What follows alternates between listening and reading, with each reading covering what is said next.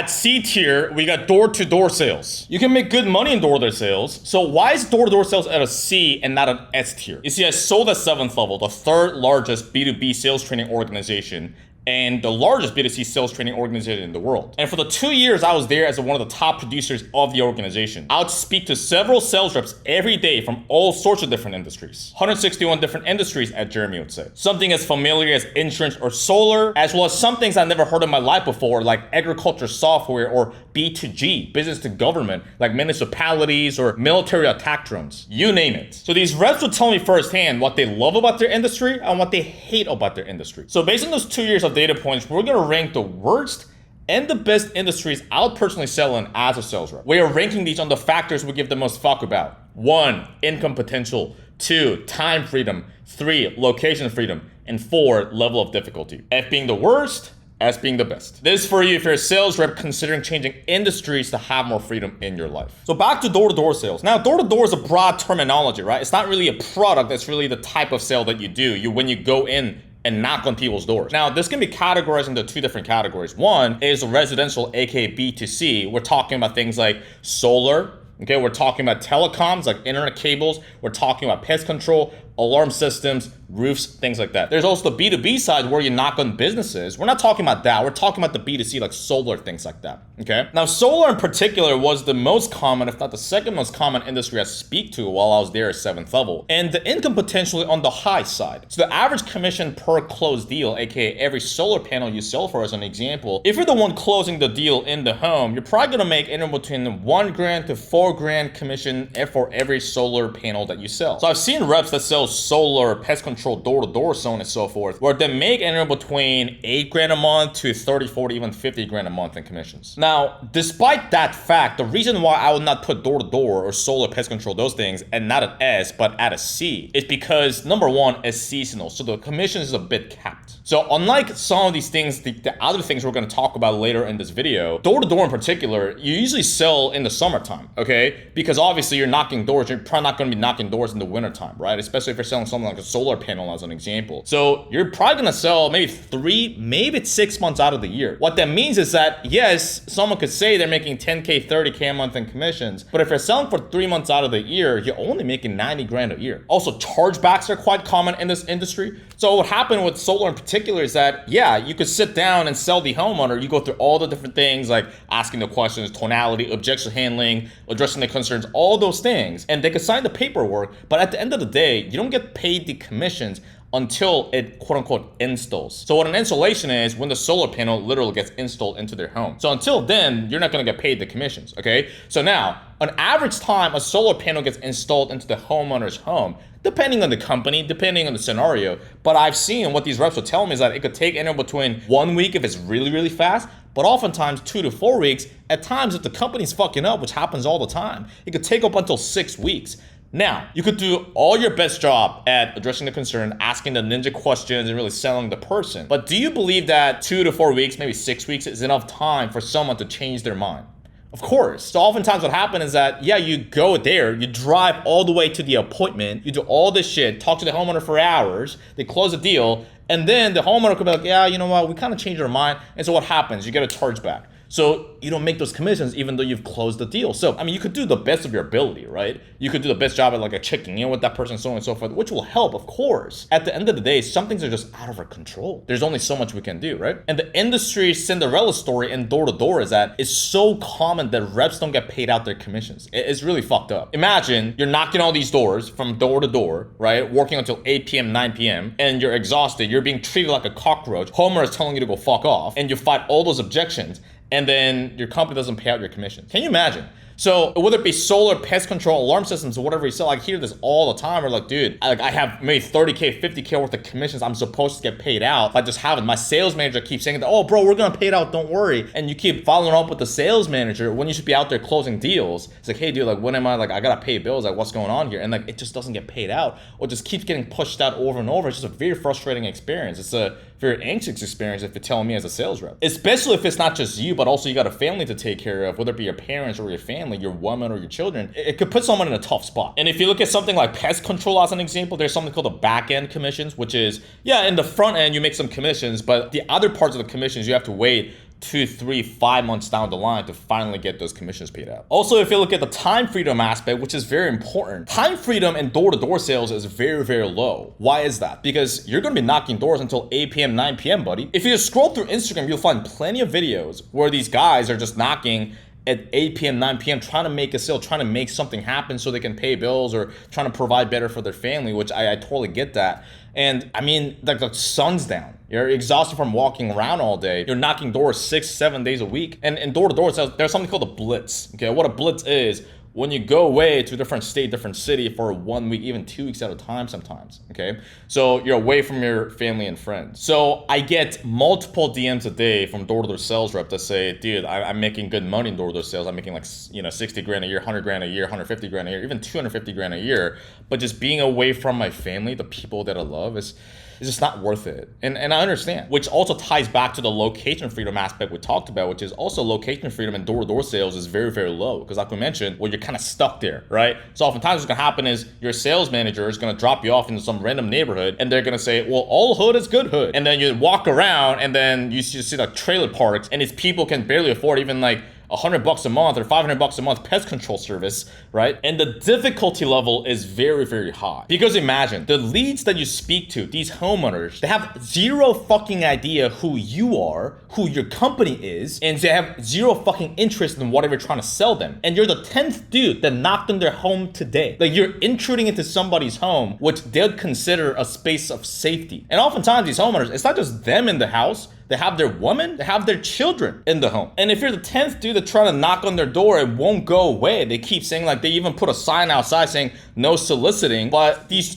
keep coming in, not just today, but tomorrow, yesterday, 10 days ago, all week. You're just on edge all the time. And so you'll often see these videos of the door-to-door sales reps getting knocked down, getting told to fuck off. It's like, hey, fuck off, just get off my property. I'm not interested, stop coming. Sometimes these homeowners even pull a gun on you. It happens quite often. And like, you were like really pissed. I have a gun right now. I am so sorry, dude. So essentially, you're being treated like a cockroach, when in reality, sales reps, us sales professionals, we're supposed to be the most dominant force and the most valuable force in a given business, because we're the one that brings in cash, aka oxygen, for the business. Yet we're here being treated like a cockroach. And the whole business model of these door-to-door companies, whether it be solar, pest control, whatever it may be, is that, oh, they just go out to these college campuses and recruit a whole bunch of 18, 19-year-olds who don't have much responsibility, who don't have much to lose. And they're just like, hey, there we go, drop them off in a random neighborhood, see who sticks. And listen, in sales, obviously churn rate is on the higher side than most other positions in the company. However, in door-to-door is very, very high, because that's their whole business model. Well, let's just recruit as many 18, 19-year-old kids as possible. Whoever sticks, whoever figures it out, figure it out. And obviously they're the ones profiting from it. That's just the whole model. So to conclude with door-to-door sales, I think it's a phenomenal way to get into sales if you're 18, 19, 20 with no responsibility. When I was going to college, I've definitely been recruited by door-to-door companies. I was going to college in Utah at the time. I've been recruited by Vivint, which is an alarm systems door-to-door company. Funny enough, the company my former boss, Jeremy Miner, worked at, that was his first sales job. Listen, I would have done it, but I couldn't because I was an international student. I know some international students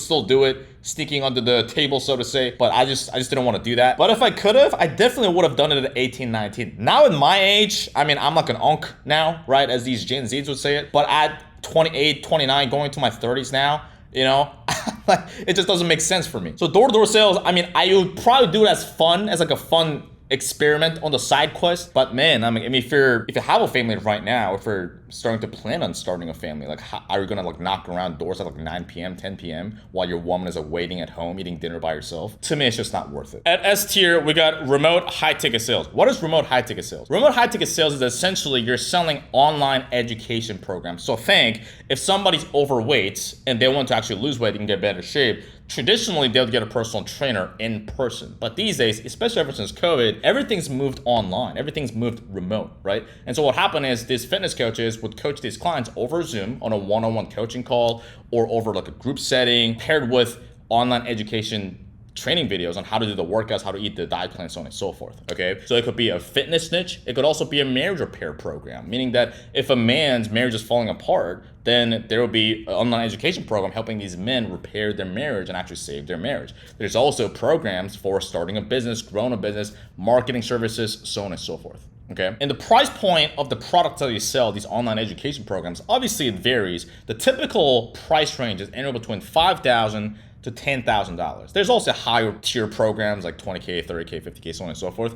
But 5 to 10K, very common price range. And the industry commission rate standard is around 10%. Sometimes 15, sometimes 20, very common. 10% commission. There also may be bonus incentives depending on some companies, but 10% is a very common price range, okay? So an average commission per deal close is gonna be, if you've done the math correctly, anywhere between $500 to $1,000 on average for every deal that you close. Me personally, this is the industry I got into, and I got to 20K to 30K a month in net take-home commissions in my first year. And even though, if you look at the individual commission per sale, it's typically lower than door-to-door sales if you were to sell a solar panel as an example. The advantage that you have in this industry is the fact that you can talk to more leads. Because if you look at door-to-door sales as an example, there's only so many leads you can speak to, right? You're gonna drive up to the appointment, you have to sit there, do like an in-home presentation, it's probably gonna last like an hour, maybe 2 hours, you gotta drive back up again. So typically you're gonna speak to like what, maybe like 2, 3 leads a day. That's the typical number of volume of leads you could speak to. As opposed to in remote high ticket sales, as you sit there and you talk to your laptop, right? You speak on Zoom to the leads, and therefore you can speak to back calls. You sit there, click a button, move on to the next lead. Therefore, you can speak to more leads in the same amount of time period because you don't have to go out to your house, you don't have to commute, you don't have to wait for like the homeowner to like get their shit together. You just like hop on Zoom and talk to them. The time freedom aspect in remote high ticket sales is high because you set your own schedule. And the reason why you can set your own schedule in this industry is because you're not working as an employee, you're operating as an independent contractor, meaning that the company cannot tell you you must be here at this time. I mean, listen, like with team meetings, so on and so forth, you would have to be there, but it's not that you have to start at 9 a.m. No. So if you want to spend more time with your family in the evening time, then you can start earlier. You can take your sales calls earlier, get done earlier, and spend your time with your family in the evening time. Or if you want to spend more time with family in the morning time, maybe you're dropping off your kids in the morning, or just spend more time with them in the morning, then yeah, you can do that. Start a bit earlier, just get done a bit early. And you can start a bit later and get done a bit later. You get the point. Now, contrary to what some of these 19, 20-year-old gurus will tell you, this is not a passive income or semi-passive income source. It sometimes drives me crazy when people advertise this type of sale. It's like, oh, a semi-passive income opportunity. I'm like, what the fuck are you talking about? This is not a semi-passive income. This is active income. This is sales. This is not some gimmicky drop shipping store that you buy from a box. Especially when you're first starting out in an industry. You want to put the work in. But out of all the different industries I've spoken to, sales reps in this industry, remote high ticket sales, they definitely work the least amount of hours. So I'll give you some context, okay? So because you can set your own hours, when I'm in a season of, okay, I want to grind it out, I want to stack some cash, I want to make some bread, then I would work maybe 50, 60 hours a week, and then I'll just do that, and then stack some cash. And then what I would do is like, you know what, next month I want to go see my family in another city. I want to go actually travel a little bit. Then I've done that too. I would grind it out, hit my highest commission months. And then after that, you know what, I miss my family, I want to go see them. I'd fly out, and at that point I would work maybe 20 hours a week and maybe make 12 grand a month, right? When I was working 50, 60 hours a week, I would make 20, 36K a month, so on and so forth in at home commissions. And then I'd be like, you know what, I want to see my family. Spend 20 hours a week, 12 grand a month, 13 grand a month in commissions.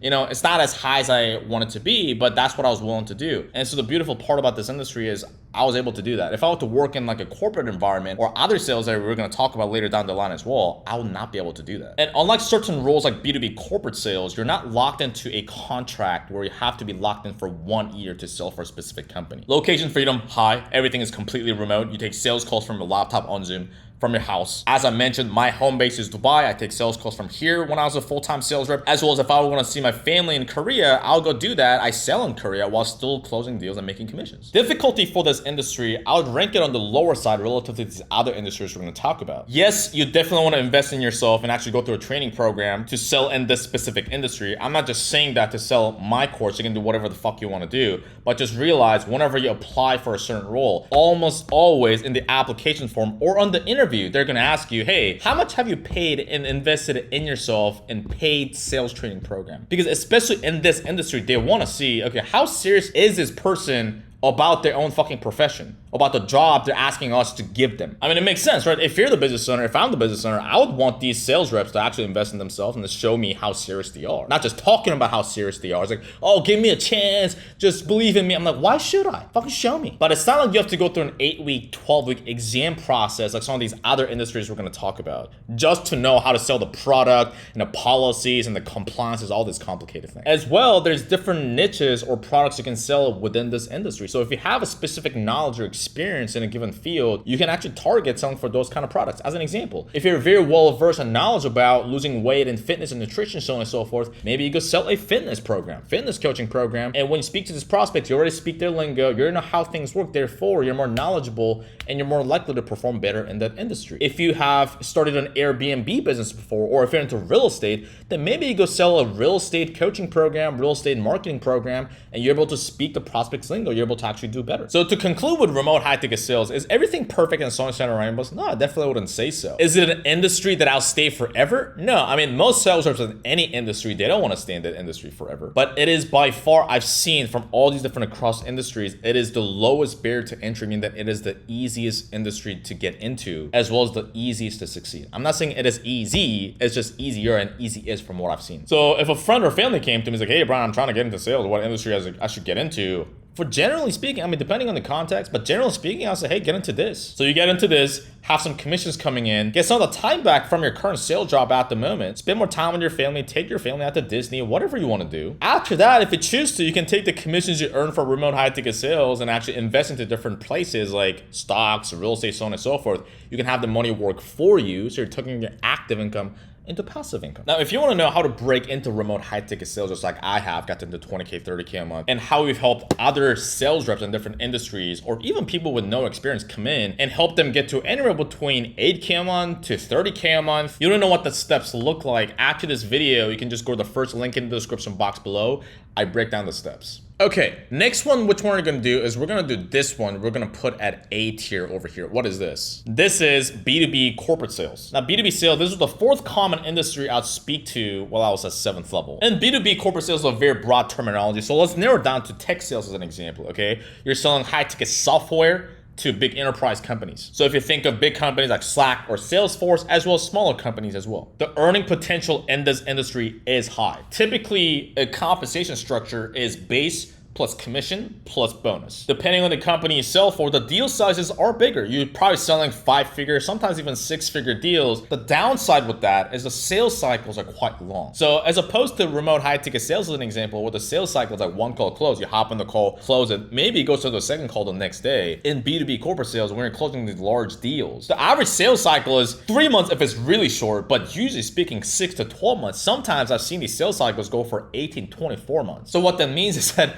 it takes 6 to 12 months for you to close a deal and get those commissions. Time freedom, medium. You're probably working between 9 to 5, 9 to 6. Typical corporate, 9 to 5, 9 to 6 hours. Oftentimes you're locked into a contract, meaning that you have to spend at least 1 year, 2 years, so on and so forth. Again, depending on the company, where you have to stay with the company. So if you find yourself in a sticky situation, whatever something bad happens with the company, you might find yourself in a sticky situation. Location freedom is medium. So you may be forced to work inside of the office, or you may be remote, or you may be half-half, like half the week in the office, half the week remote. Difficulty for this industry, I would say, is on the medium to high side. Because if you're cold calling, you better know how to do cold calling. They may have zero fucking idea who you are, who your company is, zero knowledge or interest in what you're trying to sell them, and you're the 10th dude that try to cold call them that day. Same thing as door-to-door sales over here. So you gotta be very quick and you better know what to do. And B2B sales is a more complex than this typical one-call close that you're gonna do in remote high-ticket sales. You're gonna need to know how to do multi-threading as an example, which is, well, you're not just selling one person, because if you're selling these enterprise companies, you gotta bring in different stakeholders and decision makers into the sales process. We talked about these sales cycles may go 6, 12 months, sometimes 18 months. You're not just selling one person. You gotta talk to the department head, the HR department, maybe the chief sales officer, maybe the human resources, this person, that person, and that takes skills. You're gonna need to know how to create champions within the organization. What champions are, imagine if you go out and you're talking to a beautiful lady that you like, but she's with her other friends, right? She's with 5 other friends, and there's that fat friend, that obese person that you gotta somehow, charm them and win them over, so that way they don't cock block, right? There's a responsible friend who needs to go to work at 7 in the morning, so she's like, hey, Stacy, let's go over there, let's leave. So you gotta win her over somehow. Same thing in B2B sales. You gotta somehow figure out how to win all these people over, charm all these people over from to their benefit. That does take skills. It's really multidimensional. So to conclude, tech sales I think is great. I personally would not do that. Maybe for fun for a little bit, but the reason for that is because I just hate being in the corporate environment. The whole reason why I got into the online space in the first place is because I don't want to be in a corporate environment. So for me to go into like a corporate environment where you sit down and it's like, hey guys, let's like do an icebreaker. hey John, how's your weekend? I'm like, dude, I want to jump off my fucking balcony. Okay, let's go over here. Car sales. Where would I rank this? Car sales, I'll put it at a C. So car sales, we're talking about your typical mom and pop Toyota, Hyundai, Ford, as well as luxury cars like Porsche, even maybe a Rolls Royce and Lamborghini. Earning potential for car sales is typically on the medium side because for most people, you're not gonna be a car salesperson for Rolls Royce selling to billionaires. Oftentimes, you're gonna sell at, like Ford, Toyota, Hyundai, so on and so forth. So the typical commission size is gonna be anywhere between $200 to $700, maybe $1,000 for every car that you sell. But typically I found around that $500 range. So most sales reps I've seen in selling cars, I've seen them do anywhere between 4 to 8K, sometimes about like 15K, but typically around the 4 to 8K a month in commission. Now, one of my friends actually knows a guy that sells at a Porsche dealership here in Dubai. In his case, he's doing anywhere between 10 to 15K a month USD in commissions because, well, Porsche obviously is higher commission, right? As well as you're selling to very, very wealthy individuals. So when they come in, they're like, yeah, I want that. You know, it's not really much of a, order taker at that point, right? He's like, hey, sir, yeah, I'll gladly accept your credit card. So it's not like that person is so great at sales. It's just that happen to be in that environment. But it's a very rare case. For most people, you're not just going to be in that type of environment. Problem with car sales is that the commissions can be capped by inventory. So what I mean is that, dude, you could be the best salesman in the world. You could sell 5 cars, 10 cars a day. But if the inventory, aka the cars run out in the dealership, you can't sell more. You know what I'm saying? Even if the customer says, hey, I want, it's like, yeah, like I'll sell it to you, but it's like we don't have the cars available. It's almost like if there's a beautiful lady, maybe your woman laying on the bed, and you're like, she's like, hey, like I'm ready, and you're like, oh fuck, I don't have the condom. You know, it's almost like, oh, cock block, you know? And your income can also be capped by the foot traffic because with these industries, a lot of times there's just foot traffic coming in, right? People just kind of walking around, or maybe like they're driving to the dealership. So some days you may have a lot of people coming in, some days you may not, and you're just kind of hoping and praying that they kind of come in. I mean, don't get me wrong, you can call lead lists, so on and so forth, but for the most part, it's gonna be foot traffic. And oftentimes, you know, these people that come in, it's not like they're actually serious and intentional about wanting to buy a car. It's just that, I mean, they're just bored, you know? I mean, how often have you gone into like a random car dealership or like whatever, like a retail shop, just to kill some time? You know, you're just kind of bored. And so a lot of these people really aren't that serious. They're not really showing that much interest. And so it can be capped by the foot traffic as well. Time frame for car sales is low. I mean, it can be brutal, just like door-to-door sales. I mean, I remember I was taking sales calls when I was selling at 7th level. I'll talk to a car sales guy. They're still wearing their uniform, their polo shirt with the dealership in the background. And it's like 8, 9, 10 p.m. their time. I'm like, dude, shouldn't you be having dinner with your family right now? And these guys look exhausted. So yeah, that part can be brutal. Location freedom also low. Obviously, you're kind of stuck in that dealership. If you want to go see your family in a different city, different state, different country, you can't really do that. Difficulty for this industry, I would say medium. Like I mentioned, the foot traffic coming in, you're gonna have some unserious people, quite a bit of unserious people. You gotta somehow finagle that and sell them. Oftentimes, you're gonna have to stand around and walk around all day doing test drives, doing this, doing that. What a lot of these guys would tell me is that, yeah, I mean, they may be making 9, 10 grand a month, but the money, same thing as door to door, it's just not worth it. So they feel burnt out. So to conclude with car sales, would I do it? I mean, listen, if I'm selling Rolls Royce at a Dubai dealership just for fun, selling to billionaires, for fun, I'll do maybe like a couple days, maybe a week, but long-term speaking, for me, it's just not worth it. What should we go to next? Okay, let's pick this one. This one we're gonna put at a C. But what is this? This is in-home services. So we're talking about HVAC, air conditioning, roof sales, slidings, bathroom remodeling, gutter protection, you get the idea. So these sales guys will be the 5th most common industry I speak to at 7th level. Earning potential is on the medium side. Typical commission per sale you're gonna make is anywhere between $500 to maybe $2,000 per thing you sell, whether it be windows, bathroom remodeling, so on and so forth. I've seen reps make anywhere between $5,000 a month to 15, sometimes 20 grand a month in commissions. And the commissions can be capped in some ways because number one, because it's in home, there's only so many in-home appointments you can take. You gotta drive sometimes an hour, 2 hours to a home and speak to them, sit down for like an hour or two, going around their house and sitting at the kitchen table. So you're probably gonna be able to speak maybe like 2, 3 prospects a day. And well, sometimes what these guys would tell me is that at times they gotta split the commissions with the owner, the sales manager somehow. I'm like, why didn't you split the commissions with the owner of the sales manager? I don't get it. Time freedom is low for in-home sales because number one, you're driving around, you're stuck in traffic, going from one home to another for appointments. And a lot of these guys, they don't even know their schedule until the 10 p.m. the night before. It was very interesting because whenever I'm outbounding or doing follow-ups with these leads and we're trying to schedule a time to talk, they're like, dude, I'm interested. I want to talk. I genuinely don't know if I can make the call. I'm like, well, what do you mean? Well, because I don't get my schedule until 10 p.m. tonight. I'm like, so you don't get your schedule up until like few hours before? They're like, yeah.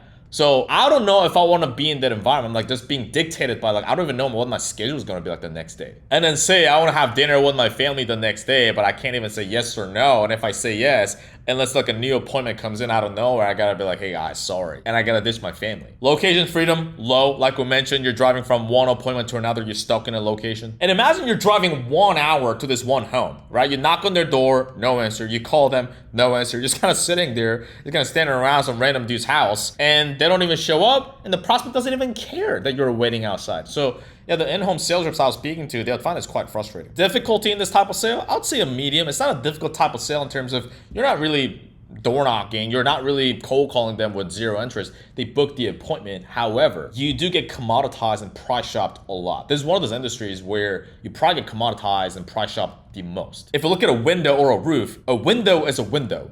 A roof is a roof. It's like there's not much like something special about it in people's eyes. So if the window shop down the street happens to be cheaper than you, which happens all the time, then now you better have a good argument. You gotta have some way to finagle and finesse that sales. Like, well, the reason why we're 30 grand there, 10 grand is, even though the windows look the same, is, you know what I mean? The conclusion is I would not do this type of sale. It doesn't seem fun. You have to drive around all day. It's just frustrating, like sitting in the car, sitting on my ass. I'm like, nah. Now, next, we're gonna choose this one. What is this? Medical device sales. Medical device, we're gonna rank. I would rank this at a C. So with medical device sales, earning potential is on the medium to high side, okay? I've seen reps make anywhere between, depending on their skill set, of course, right, in the company, maybe 5 grand a month, 15, 20 grand a month in commissions. Time freedom is low because you also have to drive off from one hospital to another hospital trying to sell these doctors something. Therefore, location freedom, also low. Difficulty is on the high side because you know how we talked about in door-to-door sales, okay, this is the B2C door-to-door, and this is the B2B door-to-door, where you're literally going into, you're not like literally knocking doors, but you're going in. They have no fucking idea who you are, who your fucking company is. They have zero interest in whatever medical device you're trying to pitch them. And guess what? There's a gatekeeper. So it can even be more difficult than, you know, trying to sell a homeowner, because in B2B, when you're going to a hospital, they're going to be a receptionist, which is going to act as a gatekeeper. So you better know. So it's interesting with medical device sales. It's almost like a combination of the door-to-door door knocking for solar panel as well as cold calling, because you have to win the gatekeeper, but they have zero idea who you are. You're going in person. And you're not the first person to go into the hospital trying to sell them something. You're like the 5th or 6th dude. So the receptionist is specifically trained to say, yeah, for sure, please leave your business card. We'll call you back. And they do not call you back. Your business card is going in the trash. And even if you somehow catch the doctor who's going to be the typical decision maker in that case, you know how busy doctors are. The doctors work 10, 12 hours, 14 hours a day running around patient to patient. They're very, very fucking busy. So to conclude, medical device, yeah, there's some money in there. The freedom aspects for me is just not worth it. Next, let's go to this. Real estate. Where would I put real estate? I'll put real estate, you know what?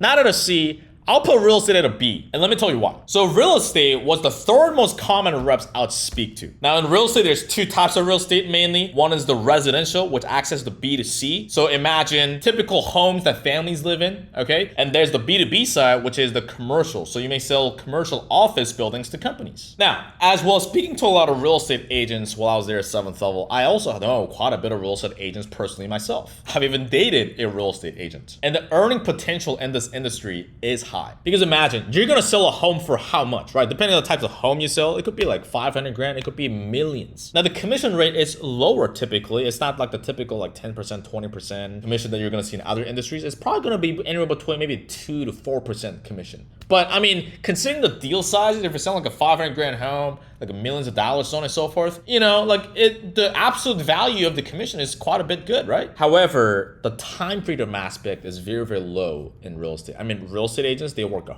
fuck. They're working all the fucking time. Like all the real estate agent friends I know and all the real estate agents I've talked to, whether it be like US or Australia or Dubai, like all, doesn't matter what country, they're working like 70, 80-hour weeks. Almost every single one I talk to. If you look at someone as famous as Ryan Serhant, he's working all the time, right? I believe working like 14, 16 hours a day while having a family. And while I really respect that, and there's a lot of money in real estate, the location freedom is also low as well, because obviously you're stuck in a location. You're gonna be in a city having to do viewing appointments, so on and so forth. So you're gonna be showing around clients in different units. They don't like this one, they don't like that one, You're taking them from one unit to another. You're also stuck in traffic all the time, driving around the goddamn city. Now, difficulty for real estate, I would say on the medium side. You're not selling just one prospect. You're selling two different types of prospects. So what I mean by that is if you're selling, as an example, like an online education program or solar panels or even like a roof, you're probably speaking to the homeowner. Like that's just one person, right? The prospect. But the thing with real estate is that you gotta sell both the buyer and the seller, okay? Buyer is somebody who obviously wants to buy the home and live in the home. The seller is they own the apartment, the home, whatever, right? So they want to sell it to the person that wants to live in it, as an example. So when you're selling the seller, you got to sell them and convince them to actually sell the home or the unit. Well, you're oftentimes cold calling them, or maybe you may be going to like a physical networking event, so on and so forth. So you gotta have, because like they're getting offers all the time, right? Like this agent's offering them this much, this agent is offering them that. So you better know how to actually sell them as well as the buyers. So you're doing two sales at once, so to say. And of course, you're on your feet all day, running around, stuck in traffic. So to conclude, what I do with real estate for fun, yes. Okay, like if I'm selling to billionaires, selling these mansions, I think they'll be kind of fun to walk around and like be in the mansions and whatnot. But man, just hearing what these prospects tell me, just working all the time and seeing my friends who are in real estate, they're stressed out of their mind. Almost every single one stressed out of their mind all the time. For me, long term, it's just not worth it. Okay, grandma, what is this? This is insurance, because you're gonna sell to grandmas. Insurance, I would rank it pretty high. I'd rank it at an A. Now, insurance was, along with door-to-door solar, it was the most common, if not the second most common industry I would speak to. Now, of course, there's different types of insurance. There's a life insurance, there's health insurance, there's P&C, which stands for property and casualty, there's auto insurance, there's also the B2B side. Earning potential insurance is typically on the high side. If we take the good old life insurance, which is one of the most common types of insurance you would sell, the typical commission per sale you're gonna make is, for every policy you sell, you're probably gonna make $500, maybe $1,000 for every policy that you sell. I've seen reps do anywhere between $5,000 a month to $30,000 a month, so on and so forth. You can later also have people under you sell for you on the same team. This is when insurance typically gets a bad reputation, which is it does seem like a pyramid scheme. I don't necessarily think it's a bad thing depending on how you do it. However, just like door-to-door solar panels, chargebacks are common. So again, you may close a deal. Oftentimes you get a chargeback, so you make the commissions, you get that taken away. Time freedom, I would say medium to high. Oftentimes you're operating as a 1099. So typically you can set your own hours as well. Location freedom, also high. Typically for insurance, is all remote. They refer to this as telesales, where you sell those policies over the phone. Difficulty, I would put it somewhere in a medium. For insurance, you do need to get licensed, and this can take anywhere between 2 weeks to 8 weeks, depending on the situation. Now, this exam is not to test your skill set in sales, but this exam is to test your knowledge as an insurance agent about the products you sell, the compliance policies, so on and so forth. You also need to know the state insurance laws and regulations, unfair trade practices, consumer protection laws, so on and so forth, as well as ethics and personal conduct, fiduciary duty to clients, so on and so forth. So again, this exam is on top of learning how to sell the insurance products itself. Usually you have to buy your own leads. So oftentimes you may go through a cycle of shitty lead vendors, which happens all the time. So you sign up with a lead vendor that gives you leads, you pay them money, leads are shit, you move on to the next lead vendor, they're also shit, you move to the next one, then you finally find a good one. And typically these lead vendors, these guys, they're selling the leads to you. Guess what they do? You think you're the only one that's getting those leads? Oftentimes not. So they're selling the same leads to maybe dozens, if not hundreds, if not thousands of other insurance agents. So guess what happens? By the time you call these leads, first of all, these are what's known as aged leads typically, okay? So a lot of times these leads are 1 to 2 years old. Now you can get more recent leads. Obviously this is gonna cost higher. But oftentimes people starting out, they're gonna go with aged leads because obviously they're more cheaper, they're more affordable. And so number one, these leads, it's been 1 to 2 years since they opted in, if they even did opt in, because oftentimes they don't even opt in. They get these people, they just somehow get onto a list for all these insurance agents for them to call. So imagine if you're calling somebody from 1 to 2 years ago, they don't even fucking remember, and they may have moved on. They may not need life insurance or whatever thing you're trying to sell them anymore, which happens all the time. So it's pretty much like a cold call. So you better know how to do that. As well, they already got hit up by 50 different other agents, so you know how to stand out and how to finesse that as well. Is it impossible? No, of course you can do that by learning the skill. It just takes skills. Now to conclude, would I do life insurance? Now, for fun, I would try for maybe like a week or a month. But being in life insurance, you do have to take on more responsibilities as opposed to being a sales rep in other industries. So as an example, being in remote high ticket sales, you don't need to get the leads. You don't need to learn marketing. You don't need to learn recruiting. You don't need to do all these things. All you do is you hop on and you close deals, like you sell, as what sales reps are supposed to do. The thing with being an insurance agent is that, yeah, you got to go through the exam process. You got to learn how to sell insurance itself. You got to know the policies. You got to know the regulations. You got to get the lead vendor. You got to do the marketing. You got to do the recruitment. And on top of that, you got to speak to senior citizens all day. For me, that can be very draining. Okay, so imagine these senior citizens are just like talking. Again, they're not bad people. When I become a senior citizen, I'm probably gonna be way worse than, for most people, right? For me personally, it would be very draining to speak to senior citizens all day. And if something drains me all day, could I really do that at a sustainable rate and perform at my highest level? Probably not. So that's why insurance, maybe for fun, I think for a week or month I would do. But long term, I don't really know if I would see myself doing it. Now, who's the last man standing? This is, what is it? This is retail sale, okay? So if you're selling electronics at a shop, furniture, so on and so forth, where we're gonna rank this? Well, we're gonna put something in the F. The reason why we put retail sale at an F is because retail sales reps, they're not even sales reps, they're mainly order takers and cashiers. They are the lowest earning salespeople out of all the different industries. According to good old ChatGPT and Wikipedia, an average income of a retail sales rep is around the $29,000 a year mark. Typically, you're gonna sell products, depending on what you sell, obviously, between maybe 20 bucks, 200 bucks. If you're selling furniture, you could go into like the 4-figure mark. However, very, very low commission.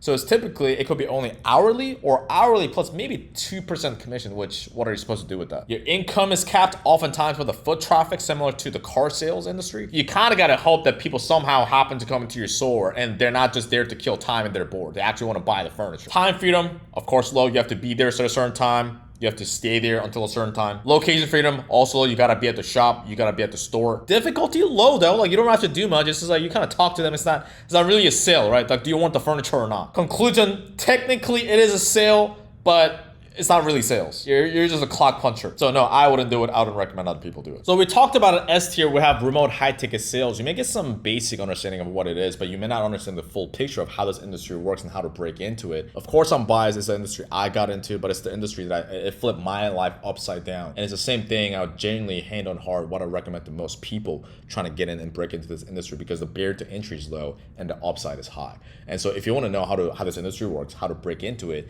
like I mentioned, you can either go here or go to the first link in the description box below. I'll walk you through it.